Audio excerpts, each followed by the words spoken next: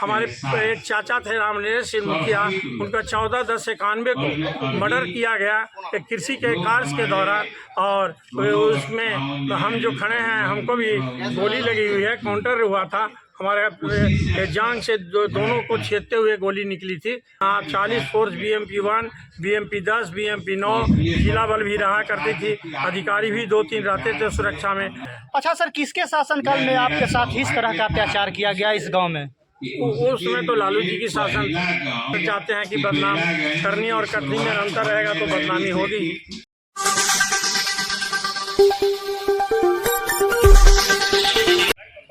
नमस्कार, मैं रंजीत कुमार, आप देख रहे हैं संस्तक पब्लिक न्यूज। इस वक्त बेलागंज उपचुनाव होने वाला है, उस क्षेत्र में हूँ। हम आपको बता दें कि बेलागंज के रैली गांव में हूँ और यहाँ पे आइए जानते हैं, मिलते हैं यहाँ के पब्लिक से कि आखिर इस बार किसकी यहाँ पे विजय होने वाली है। कहीं ना कहीं यहाँ के जनता में क्या जुनून और जोश देखने को मिल रहा है। आइए लेके चलते हैं उस पब्लिक के पास और मिलाते हैं कि बेलागंज में उपचुनाव होने वाला है, जिसको लेकर तमाम जनता यहाँ पे राजनीतिक मुद्दा में आए हुए हैं।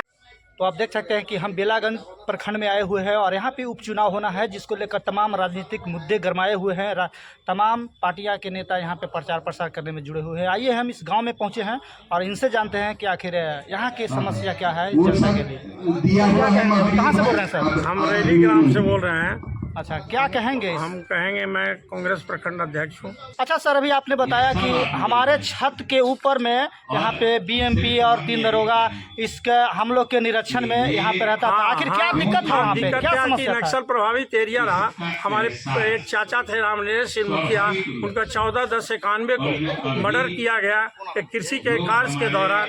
और उसमें हम जो खड़े हैं, हमको भी गोली लगी हुई है, काउंटर हुआ था, हमारे जांग से दोनों को छेदते हुए गोली निकली थी। और मैं किसी ऊपर वाली की दया से यहाँ पर जीवित था। तो हमारी सुरक्षा के लिए जिला अधिकारी महोदया ने और जो यहाँ प्रशासन थे, तो अपनी देख रेख में यहाँ फोर्स की व्यवस्था की। यहाँ 40 फोर्स BMP 1, BMP 10, BMP 9 जिला बल भी रहा करती थी, अधिकारी भी 2-3 रहते थे सुरक्षा में।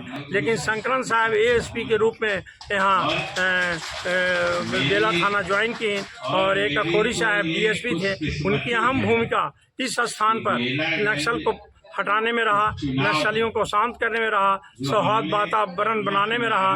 और उन्हीं की जब SP होकर एक में आए 2001 में, तो उन्होंने फोर्स को हटाया और यहाँ पर अमन चैन का सांस लोगों को लियाया। उनका मैं आभार व्यक्त करता हूँ, उनको बहुत बहुत धन्यवाद देता हूँ। उन्हीं की देन है कि आज हम स्वच्छ वातावरण में जी रहे हैं। अच्छा सर, किसके शासनकाल में आपके साथ इस तरह का अत्याचार किया गया इस गाँव में? उस समय तो लालू जी की शासन चाहते हैं कि बदनाम करनी और कटनी में अंतर रहेगा तो बदनामी होगी।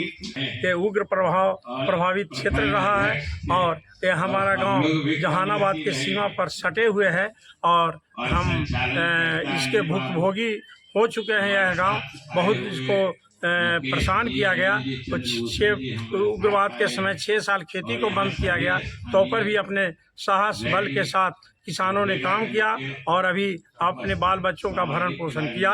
मजदूर और किसान दोनों परेशान हैं। प्रवक्ता हूँ, तो मैं यही कहूँगा कि जो हमारा ग्राम एक आदर्श ग्राम में चयनित किया गया और उसकी वंदना प्रेसी जिलाधिकारी महोदया ने गोद लिया। लेकिन गोद लेने के बाद भी गांव का विकास जितना होना चाहिए संभव नहीं हो सका। हम सिंचाई साधनों से वंचित हैं। हमारी आहत पोखर की स्थिति बहुत ख़राब है और हम लोग का मेन पेशा खेती है। यहाँ के मजदूर किसान खेती पर ही निर्भर हैं। बिजली की समस्या है, ट्रांसफार्मर की बहुत दिक्कत है, किसी तरह से लर्जर स्थिति में चल रही है। हमारी व्यवस्था में रोड की भी वही स्थिति है रोड, लेकिन जर्जर स्थिति में है। नल जल योजना सिर्फ कागज़ पर रह गई, आधा गांव में नल जल लगा, आधा गांव में नहीं। बहुत सी समस्याएं हैं, इतना समस्याएं तो। अच्छा सर, क्या कहेंगे? कहा जाता है कि सुरेंद्र यादव लगातार वादा कर रहे हैं कि हम बेलागंज को बहुत विकास दिए हैं, बेलागंज के किसान को विकास किए हैं।